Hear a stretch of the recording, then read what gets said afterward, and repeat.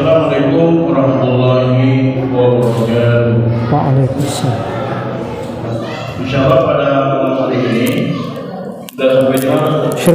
Syirkah mudharabah. Syirkah mudharabah sudah masuk ke syirkah ya.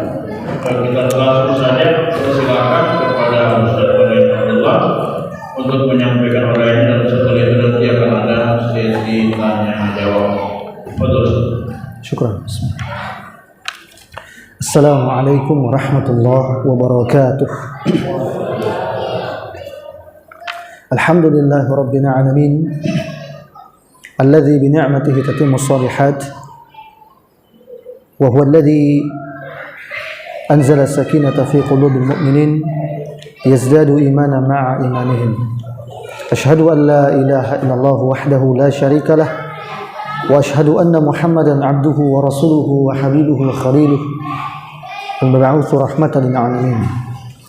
Allahumma salli wa sallim wa barik ala hadha an-nabiyil karim sayyidil anbiya wal mursalin sayyidina Muhammadin wa ala alihi wa sahbihi wa qarabatihi wal mujahidin at-tahirin at-tayyibin wa li a'immatil muslimin ajma'in ila yaumiddin.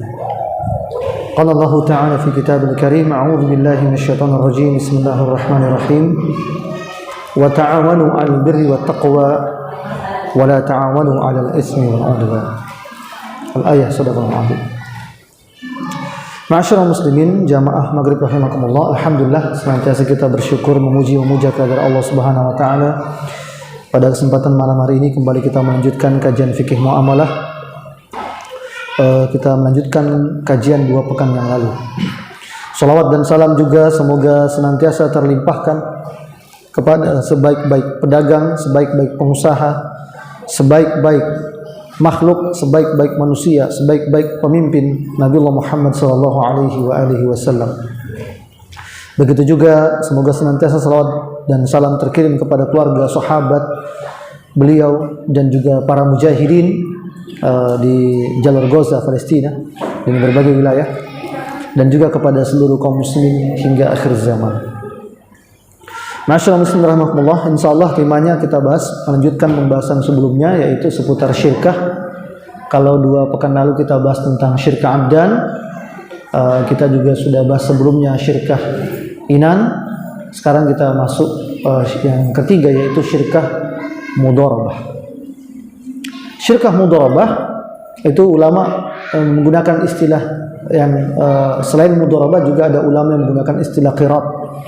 Jadi syirkah mudharabah itu sama saja dengan qirat ya. Cuma yang masyhur yang terkenal di masyarakat orang taunya bagi hasil, yaitu syirkah mudharabah itu bagi hasil.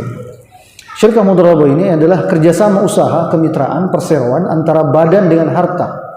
Artinya ada satu pihak yang menyerahkan harta sebagai modal dan ada pihak lain yang mengelola. Ya, ada pihak yang lain yang mengelola. Jadi ada satu pihak sebagai pemilik modal atau sahibul mal dan ada pihak lain sebagai mudharib atau pengelola. Syirkah mudharabah juga bentuknya bisa model yang kedua. Satu pihak dia adalah pemilik modal, sahibul mal, sekaligus dia juga ikut mengelola. Dan pihak yang kedua ini sekedar pengelola saja. Nah, ini juga disebut dengan syirkah mudharabah. Jadi dua-duanya ini modelnya adalah syirkah mudharabah. Yang jelas di antara pihak yang bersyirkah tadi itu ada yang menyertakan modal dan ada yang sekedar tenaga ya, atau sekedar mengelola dan tidak menyertakan modal usaha. Nah, kemudian berikutnya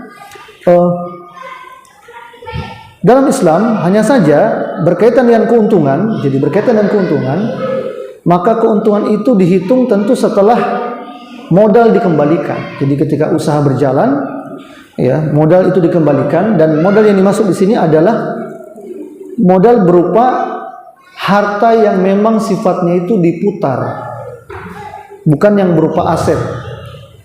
Jadi kalau misalnya buka usaha, misalnya usaha warung makan, syirkah mudharabah bagi hasil, ya warung makan, maka otomatis kursinya, mejanya, perdanya, peralatan dapur, perda, Semuanya itu kan dia berupa barang, berupa aset ya.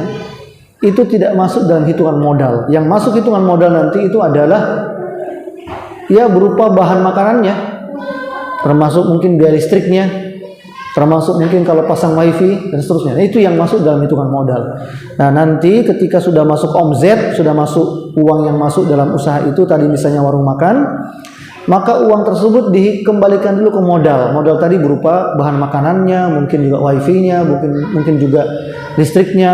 Nah, kalau itu sudah selesai, maka sisanya itulah laba atau keuntungan. Ya, keuntungan atau laba yang diperoleh itu akan dibagi di antara mereka yang bersyirkah dengan syarat yang telah mereka sepakati. Jadi pembagian berapa persennya itu sesuai dengan kesepakatan pihak yang bersyirkah. Misalnya yang punya modal dia dapat keuntungan 40% dan yang mengelola dapat keuntungan 60%. Boleh seperti itu. Atau mungkin dibagi rata 50-50 masing-masing 50%.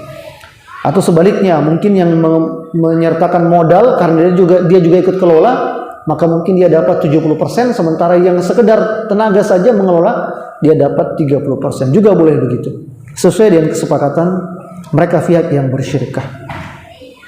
Nah, hanya saja ketika terjadi kerugian dalam syirkah mudharabah, maka kerugian itu tidak dikembalikan pada kesepakatan kedua belah pihak yang melakukan syirkah, namun dikembalikan pada ketentuan syariah. Apa ketentuannya? Bahwa kerugian harta itu tentu hanya dibebankan kepada pemilik modal, bukan pengelola. Jadi kalau ada kerugian usaha, tentu yang menanggung kerugian usaha itu adalah pemodal, bukan pengelola. Itulah bedanya dengan utang piutang. Kalau utang piutang nih, saya kasih kamu pinjam duit 2 juta, kamu pakailah usaha, jual putu kayak, jual apa, beroncong apa sembarang. Ya, nanti tiap bulan kamu bayar ke saya keuntungannya. Tapi begitu besok-besok ternyata dia rugi, ya, akhirnya modal tak kembali, dia katakan saya tak peduli, mau rugi mau tidak, tetap duit itu modalnya harus kembali pada saya. Nah, itu berarti utang piutang kalau begitu. Qard, akadnya qard. Ya. Kalau akadnya syirkah, ketentuannya adalah bagaimana kalau sudah disepakati? Meskipun disepakati, tadi disebutkan, meskipun kedua belah pihak sepakat, nanti kalau rugi usahanya ini modal tak kembali, saya akan ganti, kata pengelolanya. Meskipun ada kesepakatan seperti itu, atau mungkin kita tanggung separuh-separuh, misal modalnya 5 juta, tapi ini rugi usaha, ya nanti saya selaku pengelola, saya tanggung jawab, saya bayar 2,5 juta. Meskipun itu sudah disepakati, tapi ini menyalahi syariah. Karena kalau demikian berarti yang terjadi itu bukan akad syirkah, melainkan akad qardun atau utang piutang uang. Nah, kalau seperti itu berarti akad qardun, akad utang piutang uang. Padahal ketentuannya adalah kalau terjadi kerugian dalam usaha, maka otomatis kerugian itu ditanggung oleh pemodal atau sahibul mal dan sama sekali tidak ditanggung oleh pengelola atau si mudharib. Ya, dia sama sekali tidak menanggung kerugian tersebut. Jadi dikatakan bahkan seandainya pemilik modal dan pengelola sama-sama sepakat bahwa keuntungan dan kerugian tetap dibagi 2, tetap itu tidak sah, tidak syar'i itu. Kesepakatan seperti itu tidak syar'i. Ya, jadi begitulah dalam Islam, termasuk dalam hukum muamalah, meskipun manusia itu sepakat, kan sama-sama sepakat ini. Tapi Allah nggak sepakat sama akad itu tidak sah dan tidak sesuai syariah. Jadi kesepakatan manusia di antara manusia itu tidak boleh menyelisihi hukum Allah Ta'ala. Ya, itulah yang menunjukkan bahwasanya memang hukum-hukum syariah itu atau transaksi yang kita kerjakan, seluruh urusan hidup kita, termasuk dalam urusan muamalah kita, itu harus mendapat ridho dari Allah. Artinya Allah harus merestui itu kesepakatan kita. Tidak boleh sekedar dikatakan kan sudah sepakat. Itu. Jadi istilah kesepakatan itu, sudah sepakat itu hanya berlaku dalam aspek jual beli yang di dalamnya sudah bersih dan tidak ada pelanggaran. Ya, sepakat harganya berapa? Harganya sekian. Deal, sudah bayar. Nah, itu yang dimaksud dalam Al-Qur'an antara minhuma. Mereka sama-sama ridho atas harga itu. Seperti pada zaman Nabi ketika harga-harga di pasar itu mahal, harga-harga kebutuhan di pasar itu mahal, sahabat datang, "Ya Rasulullah, bagaimana kalau engkau batasi harga? Engkau patok harga-harga barang di pasar?"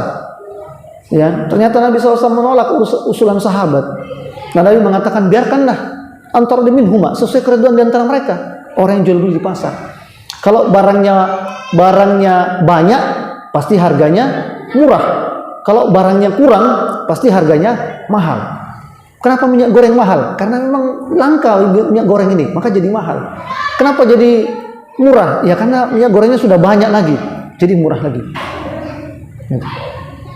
Tapi kebetulan saya tidak terlalu butuh minyak goreng, karena memang bapaknya juga kulitnya berminyak sih, jadi di sini diperas bisa. Gitu. Kulitnya sudah berminyak. Gitu. Atau teori yang kedua, kalau barang permintaannya tinggi, maka harganya jadi mahal. Kenapa harga cabai itu mahal? Kenapa harga daging itu mahal jelang lebaran? Karena banyak yang minta, banyak yang butuh, banyak yang mau beli, maka jadi mahal. Atau ketika permintaan barang itu kurang itu yang cari lengkuas, maka harga lengkuas jadi murah. Gitu. Tapi kalau kayak cabai itu, saya kira orang Indonesia tak pernah ya. Cabai itu lebaran tak lebaran pasti permintaannya tinggi. Gitu. Jadi itu yang disebut dengan hukum pasar, dan itu yang dimaksud dengan antara diminhuma, orang bermuamalah itu dengan kesepakatan. Tapi di luar itu semua bentuk kesepakatan harus dengan ridha Allah Ta'ala, termasuk dalam kaitan syirkah mudharabah. Meskipun pemilik modal dan pengelola sepakat bahwa kerugian dibagi berdua, sebagaimana keuntungan dibagi berdua, tetap ini adalah kesepakatan yang tidak sesuai syariah. Kerugian itu harus ditanggung oleh pemodal dan tidak ditanggung oleh tidak ditanggung oleh pengelola. Ya, jadi yang menanggung semata-mata adalah si pemilik modal. Kemudian berikutnya jamaah rahimahullah, disebutkan dalam satu hadis riwayat Abdul Razak dari Ali bin Abi Thalib, Nabi SAW atau Ali menceritakan, al-wadi'atu 'alal mali wa ribhu 'ala ma istalahu 'alaih. Kerugian itu dibebankan pada harta, sedangkan keuntungan bergantung pada mereka yang sepakati bersama. Jadi kerugian dibebankan pada harta. Siapa yang punya harta? Ya pemilik modal. Maka kerugian itu ditanggung sama pemilik modal, bukan oleh pengelola. Dan adapun keuntungan, itulah yang dibagi berdasarkan kesepakatan mereka, kata Nabi SAW, kata Ali bin Abi Thalib. Ya, jadi begitu ketentuan yang pertama berkaitan dengan syirkah mudharabah. Kemudian berikutnya, syirkah mudharabah dinyatakan sah ketika modal telah diserahkan kepada pengelola. Ya, kemudian masing-masing saling memberikan kepercayaan atau amanah. Ya, karena itulah syirkah mudharabah sebagaimana syirkah yang lain. Ini khususnya syirkah mudharabah ya. Kalau syirkah inan kan sama-sama mengelola dan sama-sama menyertakan modal.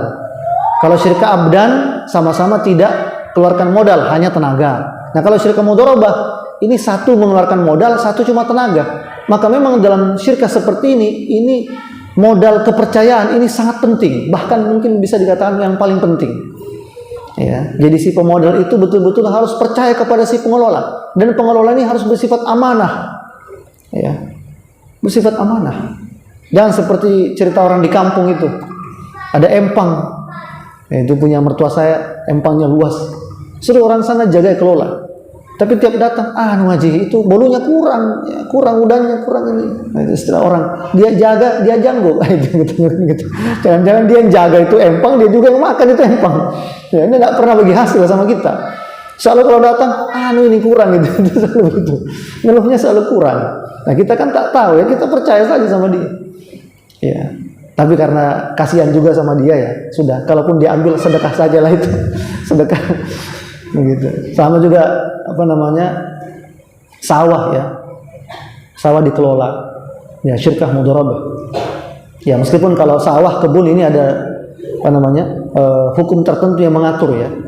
Kalau sawah itu atau kebun yang sifatnya ardun atau tanah, ya itu syirkahnya itu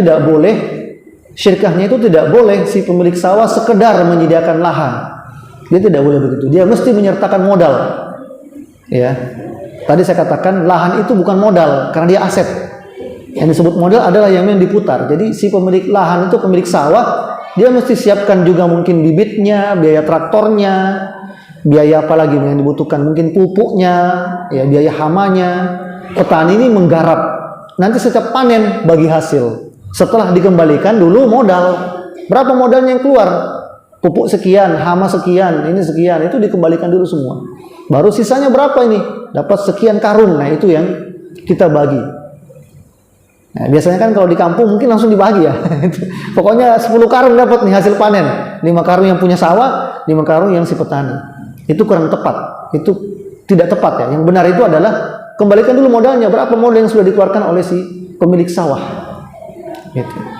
Kemudian yang juga banyak terjadi di kampung-kampung itu bukan model syirkah, ngakunya syirkah. Ngakunya itu akad syirkah, tapi pada faktanya itu adalah akad riba. Jadi yang punya sawah datang ke orang kaya. Dia katakan pada orang kaya, saya butuh 10 ringgit. Anak saya mau nikah. Yang anak pertama, yang kedua mau masuk kuliah, yang ketiga masuk SMA, yang keempat masuk SMP, yang kelima masuk SD, yang keenam masuk TK, yang ketujuh masuk playgroup. Loh, memang kamu istrinya tiap tahun hamil ya? Ya ternyata dia ya suaminya itu pembalap. Jadi tiap tahun hamil itu istrinya. Produktif sekali. Ya. Nah, jamaah rahmatullah, maka kemudian orang kaya mengatakan, ini saya kasih kamu 10 ringgit, tapi dengan syarat sawahmu saya pegang, saya kelola, saya garap. Ini namanya bagi hasil. Nanti kalau kita dapat hasilnya, tiap panen bagi. Tapi yang 10 ringgit tetap kamu bayar. Nah, kalau itu bukan syirkah, itu qardun, akad utang piutang. Ya, akad utang piutang yang menyertakan manfaat di balik utang. Nah, itu riba. Jadi keuntungan beras gabah yang didapatkan sama si pemberi utang itu, si orang kaya kepada pemilik lahan itu, dia sedang makan riba. Ya, dia sedang makan riba. Dia katakan, tapi kan yang pemberi utang itu masukkan modalnya di situ. Nah, kalau dia masukkan modalnya di situ, berarti di situ bercampur dua akad. Satu akad utang piutang, yang kedua akad syirkah. Bercampur tuh. Ada akad utang piutangnya dikasih ringgit, ada akad syirkahnya karena yang kasih utang ringgit itu dia masukkan juga modal untuk bibit hamas. Berarti di situ dua akad berlangsung, dua akad sedang terjadi. Akad utang piutang sama akad syirkah mudharabah bagi hasil. Nah, praktek seperti ini juga dilarang oleh Nabi SAW. Nahan Nabi SAW an safqatan fi safqah wahidah. Nabi melarang adanya dua akad dalam satu transaksi. Disebut dalam hadis yang lain, Nabi juga melarang la yakhlif. Kata Nabi, jangan engkau campurkan bainal qardun, ya, antara utang piutang wal bai' dan jual beli. Jadi sebagaimana tidak boleh mencampurkan antara utang piutang dengan jual beli. Seperti model juga di kampung-kampung itu, orang-orang Cina itu kasih modal ke petani. Nih saya kasih kamu modal, kamu tanam cabai sebanyak-banyaknya. Nanti setiap habis panen, cabainya harus dijual pada saya, tidak boleh ke yang lain. Nah, itu mencampurkan antara utang dengan jual beli. Ini juga tidak dibolehkan oleh Nabi SAW. Ini juga diharamkan.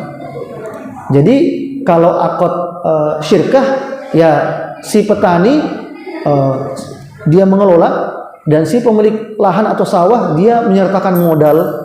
Kemudian itu dikelola oleh si petani tadi sampai kemudian panen, kemudian modalnya dikembalikan dulu, ya, dikembalikan dulu, lalu kemudian keuntungannya itulah dibagi berdasarkan kesepakatan. Kalau ternyata rugi karena gagal panen atau banyak yang mungkin kena hama dan seterusnya, atau mungkin terendam banjir dan segala macam, otomatis modal tidak kembali, ya, dan otomatis tak ada keuntungan yang dibagi. Nah, begitu ketentuan syirkah mudharabah kaitan dengan lahan. Kemudian berikutnya, jadi dikatakan syirkah mudharabah itu barulah dinyatakan sah ketika modal telah diserahkan kepada pengelola. Barulah syirkah mudharabah itu sah akadnya ketika modalnya telah diserahkan kepada pengelolanya. Sebab syirkah mudharabah memang mengharuskan adanya penyerahan modal, qabtu, serah terima modal, al-qabtu, dari pemilik modal sahibul mal kepada pihak pengelola.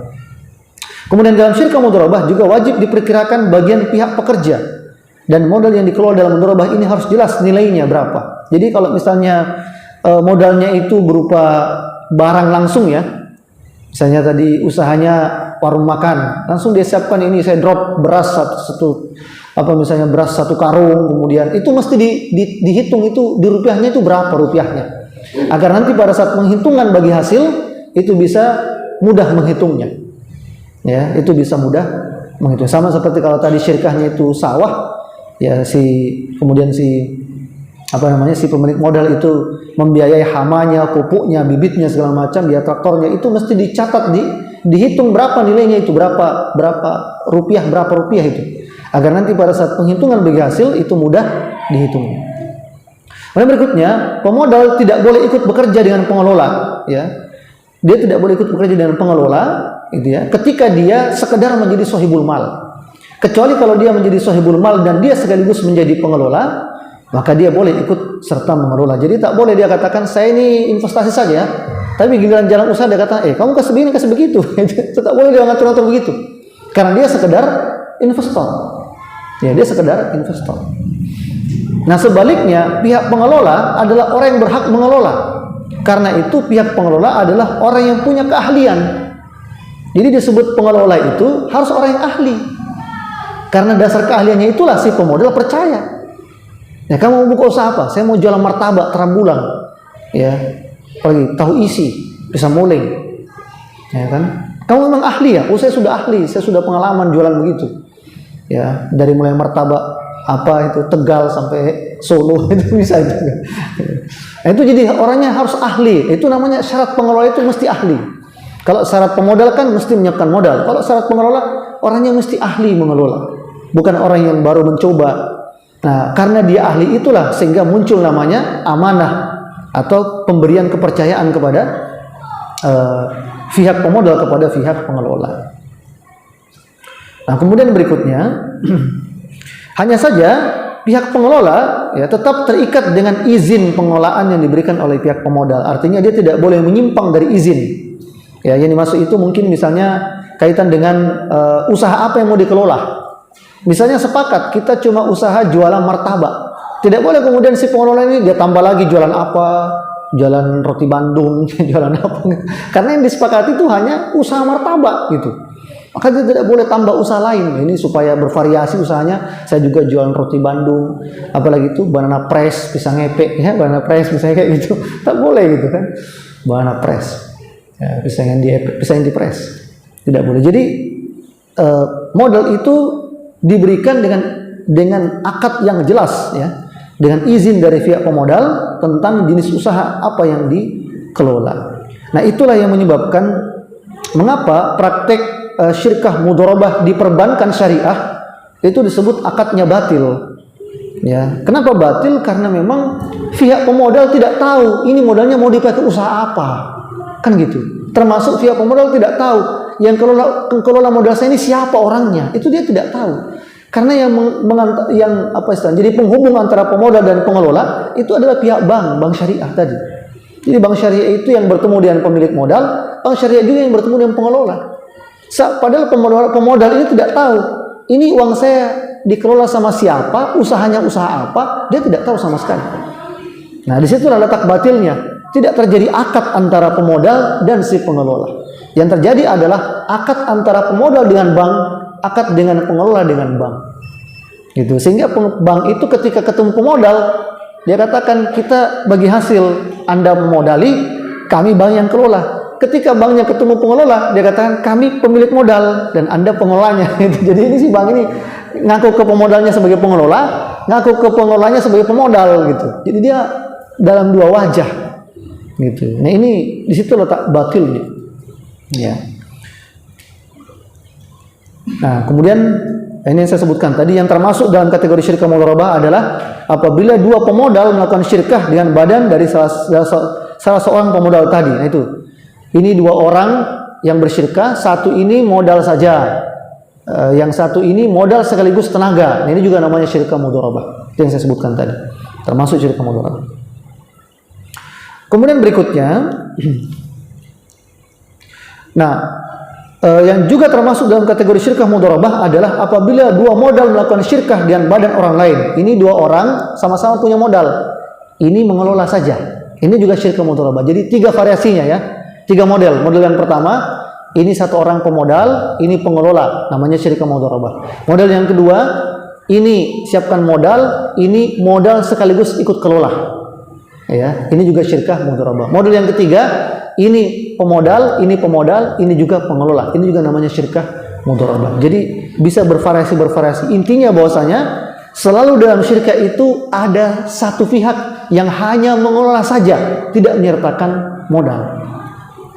Ya, dan syirkah seperti ini hukumnya boleh berdasarkan hadis-hadis yang sahih. Dalam satu hadis disebutkan, Anna Al-Abbas ibn Abdul Muttalib kana yadfa'u mal al-mudharabah wa yashtaritu syurutan mu'ayyanatan Fabalagha dzalika Nabi SAW fastahsanah. Sesungguhnya Abbas bin Abdul Muthalib pernah menyerahkan modal mudharabah. Dia lalu mensyaratkan sehingga syarat tertentu kepada pengelola modal tersebut, dan peristiwa itu sampai kepada Nabi SAW, dan beliau ternyata memandang fastahsanahu, memandang hal itu adalah suatu kebaikan. Nabi mengatakan itu perkara yang baik. Nah, sehingga dalam Islam syirkah mudharabah ini hukumnya boleh. Juga dalil lain adalah ijma' sahabat. Sahabat bersepakat tentang kebolehan syirkah mudharabah. Ini disebutkan dalam satu hadis, an Umar bin Khattab dafa'a ilaihi mal yatim mudharabatan fatalaba fihi fa'asaba faqala samahu al-fadl. Sesungguhnya Umar bin Khattab pernah diserahi harta anak yatim untuk dikelola secara mudharabah. Kemudian Umar meminta bagian dari harta tersebut. Yang diserahi harta mengiyakannya, kemudian membagi keuntungannya kepada beliau. Jadi sahabat membolehkan, sahabat bersepakat tentang bolehnya syirkah mudharabah. Imam Ibnu Qudamah dalam kitab Al-Mughni juga menceritakan hadis dari Malik bin Abdurrahman dari bapaknya, dari kakeknya, menunjukkan bahwasanya Utsman radhiyallahu anhu, Utsman bin Affan pernah melakukan mudharabah dengannya. Ya, sehingga praktek ini sudah terjadi pada zaman Nabi, terjadi pada zaman sahabat. Dan saya pikir ini adalah solusi seperti yang saya jelaskan dulu. Syirkah mudharabah ini adalah solusi bagi orang yang punya kemampuan menjalankan usaha tapi tidak punya modal usaha. Maka dia tidak perlu ngutang di bank, dia cukup menerima modal dari orang yang punya harta, uang yang parkir. Ya, karena dalam Islam tidak boleh seorang mukmin itu menyimpan uangnya di bank kalau tidak jelas untuk apa digunakan. Sekedar disimpan saja tidak jelas peruntukannya apa, itu tidak boleh. Itu namanya kanzul mal, menimbun harta. Allah melarang dalam Al-Qur'an, alladzina yaknizuna adh-dhahaba wal-fiddah walakin yunfiquna fi sabilillah fabashshirhum bi'adzabin 'adzim. Orang-orang yang menimbun emas dan peraknya, menimbun hartanya, uangnya, dan tidak membelanjakannya di jalan Allah Subhanahu wa taala, kata Allah, gembirakanlah mereka dengan azab yang pedih. Iya. Karena itu jamaah rahmatullah, kalau kita lihat sekarang kan ya di masyarakat kita tidak bisa kita pungkiri ya. Kebanyakan saudara-saudara kita itu kalau buka usaha ya modalnya dari ngutang di bank. Ya, dari mulai pedagang kaki lima sampai pengusaha kelas kakap itu modalnya dari ngutang di bank. Tidak bisa kita pungkiri, itu lazim di masyarakat. Padahal jelas utang di bank itu adalah riba. Ya, ada namanya KUR, kredit usaha rakyat. KUR itu kredit usaha rakyat kan gitu. Memang mau usaha apa? Saya jualan ayam. Pantasan dia KUR gitu. Jualan ayam kan gitu. Saya jualan ayam, makanya KUR gitu. Kredit usaha rakyat itu tuh. Kamu kok minta KUR, kan nggak jualan ayam? Saya jualan burung. Oh sama kan KUR juga itu kan. Itu KUR juga. Nah, jamaah rahmatullah, karena itu ya model seperti itu jelas hukumnya haram. Mestinya itu kalau memang mau bantu masyarakat, kasih dia pinjaman modal tak berbunga. Seperti itu mestinya. Tidak usah dikatakan kredit usaha rakyat kemudian ternyata ada bunganya. Ada juga model itu ada dana-dana CSR ya dari beberapa perusahaan-perusahaan milik negara. Ya, itu pernah ada yang tanya ke saya soal itu, dan ternyata katanya itu jadi dia ngasih modal usaha ke pedagang-pedagang ya. Tetapi disyaratkan ada namanya uang administrasi. Biasanya ada sekian persen itu uang administrasi dari. Nah, kalau ada persyaratan uang administrasi, itu tetap masuk kategori riba. Gitu. Karena artinya apa? Tetap si orang yang diberi modal itu mesti mengeluarkan sejumlah uang dari modal yang telah dia miliki. Nah, itu jelas tidak dibolehkan dalam Islam, karena itu artinya dia menambahkan uang yang diutang, ada tambahan dari pokok uang yang diutang. Nah, itu otomatis juga terkategori sebagai riba. Kalau di bank itu lebih parah lagi. Ya, sudahlah pakai bunga dipotong pula. Jadi ada orang ngajukan modal ke bank 100 juta. Nih saya mau buka usaha kafe, warkop apa gitu. Saya menjaminkan sertifikat sawah saya ke bank. Cair dananya 100 juta. Tapi yang dia terima nggak sampai 100 juta. Karena orang banknya sudah ambil 5 juta. Sudah disunat itu sebelumnya. Nah, itu sudah kesepakatan itu. Kesepakatan antara nasabah dengan pihak bank. Jadi sudahlah dia bayar bunga, ya, disunat pula itu duit gitu kan. Itu jadi bukan main ya. Masya Allah, itu kasihan sekali. Sudahlah dia bayar bunga pula, dipotong pula itu modal. Dan itu sudah rahasia umum di masyarakat. Ya, kalau orang ngutang di bank itu, ya itu modelnya seperti itu. Jadi ada memang dipotong, mungkin ya semacam apa ya, fee-nya lah untuk orangnya, banknya diminta ya adalah anunya sedikitnya. Nah, Anda kan kita ini, makanya memang ya mengerikan ya. Dulu pernah ada kejadian itu bank apa dulu, bank itu membobol uang nasabah sendiri kan itu. Nah, untuk min dzalik. Nah, karena itu dalam Islam mudharabah ini, syirka mudharabah ini bisa menjadi solusi bagi orang yang tidak punya modal tapi punya keahlian, punya skill. Maka orang-orang kaya yang membantu mereka yang punya dana itu bisa menyerahkan modalnya agar mereka kaum fakir miskin ini yang tidak punya modal, dia bisa menjalankan usaha tanpa terlilit utang piutang yang sifatnya riba. Demikian jamaah